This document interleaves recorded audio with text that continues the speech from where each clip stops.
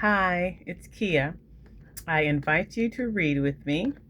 Today I'll be reading from the New York Times, an opinion essay by Douthat.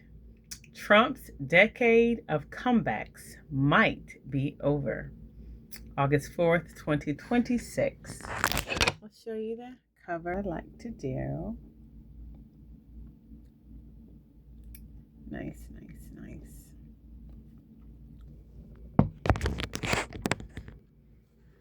All right. On October 1st, 2016, Jesse Farrar, then a freelance scribe for sites like Vice and Deadspin, issued a tweet that would define the next 10 years of American politics. I'll reproduce it as a poem. Well, I'd like to see old Donald Trump wriggle his way out of this jam. Trump wriggles his way out of the jam easily. Well, nevertheless, 3 months out from the midterm election, 5 months into a stalemated, at best, war of choice with the Islamic Republic of Iran, we are back once again in the territory of Farrar's first verse. Trump's approval rating has reached a second-term nadir. His attempts to shake free of his unwise Middle Eastern war have been repeatedly frustrated by a counterparty in Tehran that doesn't think it needs to take his deal. And the Trumpified Republican Party is in real danger of losing the Senate, with reddish seats from Iowa to Texas to Alaska increasingly vulnerable. His health permitting, Trump is going to be president through 2028. In that bare sense, he will presumably survive this moment as he has survived many times before. But a true Trumpian wriggles his way out. Resolution requires Republicans to avoid catastrophe in November to keep the Senate as they did in the 2018 midterms, and thereby preserve a certain freedom of movement for the president in the second half of his second term. It also requires him to remain popular enough. 40% approval would do it, 30% would not, to make people believe and behave as though an anointed heir might actually succeed him in the White House. There's no room for even a modest Trumpian comeback if the entire political world spends the next 2 years positioning itself for an age of certain democratic power and revenge. So what might improve Trump's position now? The obvious answer is the deal with the Iranians that the administration has been seeking and promising for months. As of this writing, Treasury Secretary Scott Bessent is the latest administration official to suggest that it might be just a day or two away. One of Trump's political strengths is his willingness to cut bait on an unsuccessful policy, to sell a walk back as a victory rather than doubling or trembling down. That's what I've expected him to do with Iran ever since the initial regime change hopes disappeared, and since Americans never really bought into the case for war in the first place. Even a bad deal should help the White House's political position through the effort on gas prices alone.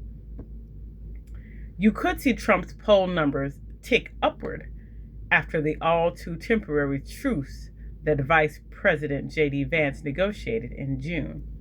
But Iranian regime can see the midterms looming just as much as any American politico, and having held out this long, it has strong incentives to hold out even longer, since every poll showing a Democratic candidate leading in Texas or Alaska is a new forcing mechanism for Trumpian concessions. So it's quite possible that the administration will be required to choose between a truly desperate deal or no pre-term peace at all. In the Middle Eastern scenario, Trump's position at home could still theoretically be saved by the Democratic Party's mix of radicalism and inertia. the rise of socialists and socialist adjacent candidates, and the failure of the party's moderates to meaningfully adapt to the realities that drove its 2024 defeat. Again and again, the folly of his domestic opponents has been crucial to Trump's rebounds and escapes.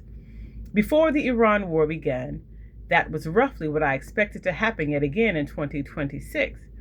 A collision between an unpopular president and an unpopular opposition party yielding a split decision, a Democratic House and a Republican Senate, rather than an anti-Trumpian landslide. I still think the trajectory of the Democratic Party is carrying Democrats away from the political center, which, all things being equal, should put a limit on how many close elections they can win. But all things aren't equal when the president's approval ratings are sinking into the 30s. In that environment, you can win even with farther left candidates, and also expand the map so that your unforced errors don't matter as much. If you can't win narrowly with a candidate like Abdul El Sayed in Michigan, you can lose narrowly with him and still put off upsets in states like Ohio and Iowa, where you have less polarizing nominees. Then, if we set aside Iranian conciliation, and democratic radicalism as saviors for the Trump administration's political position, I'm not sure what remains. Some unlooked for crisis or debacle that reminds Americans of what they fear about progressivism. It's hard to imagine what could have that effect when conservatives control every branch of government. A sweeping, pandering reversal on tariffs by the president that cuts prices and sends the market surging even higher. It's hard to imagine Trump making that kind of concession to reality given everything we know about his second-term state of mind. A speech announcing that the deep state is aware of the existence of extraterrestrial or non-human intelligence. The UFO people are hoping for that before the midterms, but I am not sure it would move his polls numbers in the Midwest. Yes, it's awfully hard to see how Donald Trump can wriggle out of this jam. And by the time November arrives, maybe I'll summon enough courage to predict boldly that he won't. Thank you for reading with me.